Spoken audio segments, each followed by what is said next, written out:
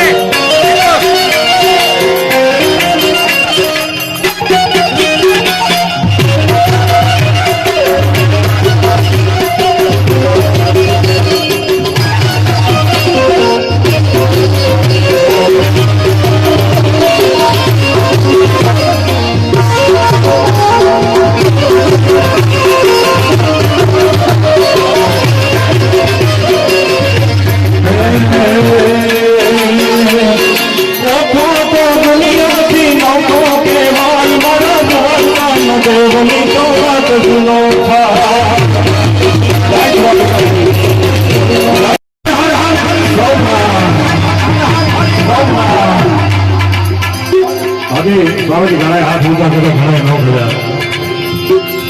ઘણી લાગે છે હું તમને કહું ત્યારે કારણ કે યાર અહીંયા બધું સમજદાર વર્ગ બેઠો ભાઈ હમણાં પેલા કીધું ને એટલે બે હાથ ઊંચા કરી શિવની શરણાગતિ સ્વીકારવી આદિ વ્યાધિ અને ઉપાધિ ત્રણેયનો બાળીનો ભસ્મ કરી નાખે ભોળો લાવ ત્યારે હજી એકવાર મારા લાવ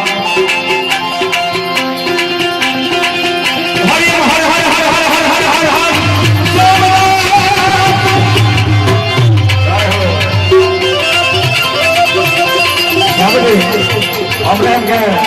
અમારા મંદિરા વાળા દુઃખી છે પણ દુઃખી તો આપણે ગામ છે